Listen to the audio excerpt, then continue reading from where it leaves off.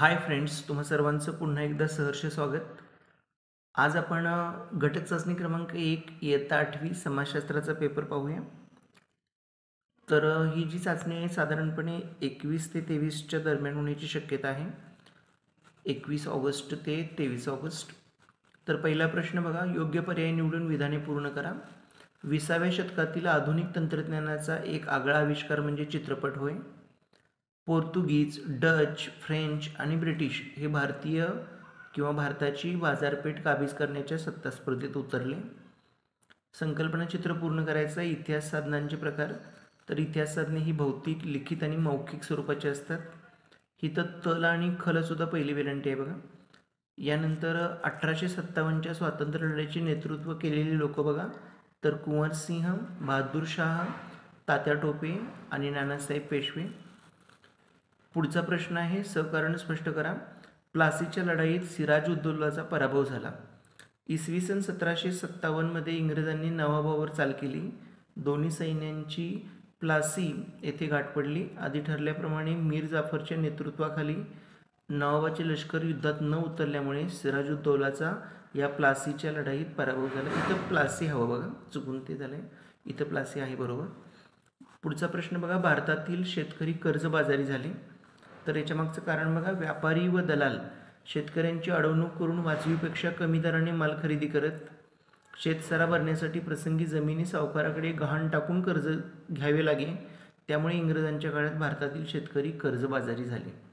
पुढील प्रश्न बघा, हिंदू मुस्लिम सैनिकांमध्ये असंतोष निर्माण झाला. त्याच्या मागची कारणं बघा, तर ब्रिटिशांनी 1856 साली हिंदी सैनिकांना म्हणजे भारतीय सैनिकांना लांब पल्ल्याच्या एनफिल्ड बंदुका दिल्या. या बंदुकातील काडतुसांवरील आवरण दाताने तोडावे लागे. या आवरणाला गायीची किंवा डुकराची चरबी लावलेली असल्याने हिंदू सैनिकांमध्ये भीती पसरली किंवा तशी माहिती पसरली. गाय हिंदूंना पवित्र असते तर डुक्कर मुस्लिमांना निषिद्ध असल्याने हिंदू व मुस्लिम दोन्ही धर्माच्या सैनिकांमध्ये धार्मिक भावना दुखावल्या गेल्या. त्यामुळे या सैनिकांमध्ये असंतोष निर्माण झाला. यानंतर पुढील प्रश्न बघा, खालील तक्त्यातील माहिती पूर्ण करा. कायदेमंडळ कायद्याची निर्मिती करणं हे त्याचं कार्य. कार्यकारी मंडळ कायद्याची अंमलबजावणी करणं हे त्यांचं कार्य. आणि न्यायमंडळाचं कार्य आहे न्यायदान करणं. यानंतर विरोधी पक्षांची भूमिका महत्त्वपूर्ण का असते, तुमचे मत लिहा. तर संसदीय व अध्यक्षीय अशा दोन्ही शासन पद्धती विरोधी पक्षांची भूमिका महत्त्वपूर्ण असते. विरोधी पक्षांच्या दबावामुळे मंत्रिमंडळ मनमानी कारभार करू शकत नाही. राज्यसभेला कायमस्वरूपी सभागृह का म्हटलं जातं, कारण राज्यसभेच्या सर्व सभासदांचा कार्यकाल एकावेळी संपत नाही. राज्यसभा एकत्रितपणे कधीही विसर्जित होत नसल्यामुळे ते कायमस्वरूपी सभागृह आहे. यानंतर पुढील प्रश्न बघा, जोड्याजुळवा आहेत. सिरस हे हिमस्फटिक ढग आहेत. क्युम्युलोनिंबस हे गरजणारे ढग आहेत. आणि निम्बोस्ट्रेटस हे रिमझिम ढग आहेत. यानंतर पुढील प्रश्न बघा, ढग म्हणजे काय सांगून ढगाचे प्रकार लिहा. तर हवेतील धुनीकणामुळे वातावरणात जास्त उंचीवर तरंगणारे जलकण व हिमकण एकत्र येऊन मोठ्या आकाराचे बनतात, यालाच ढग म्हणतात. यांचे प्रकार बघा, जास्त उंचीवरील ढग, मध्यम उंचीवरील ढग, कमी उंचीवरील ढग किंवा अगदी तुम्ही वरचे हिमस्फटिक ढग, गरजणारे ढग, रिमझिम ढग हे लिहिले तरी चालतील.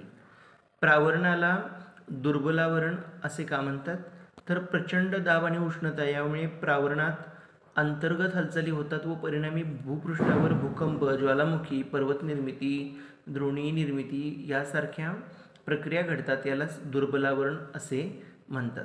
एखाद्या प्रदेशाची प्रमाणवेळ कशी निश्चित केली जाते बघा.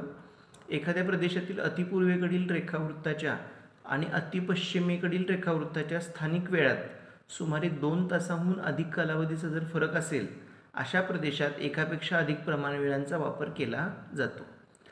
शेवटचा प्रश्न बघा, सुबक आकृती काढा आणि नावं द्या.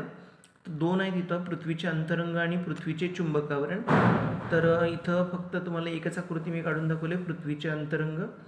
139 तुमचं जे भाग 1चं पुस्तक आहे 139 पान नंबरवरतीच ही आकृती उपलब्ध आहे. याशिवाय पृथ्वीचे चुंबकावरण ही देखील तुम्हाला पुस्तकात आकृती मिळून जाईल.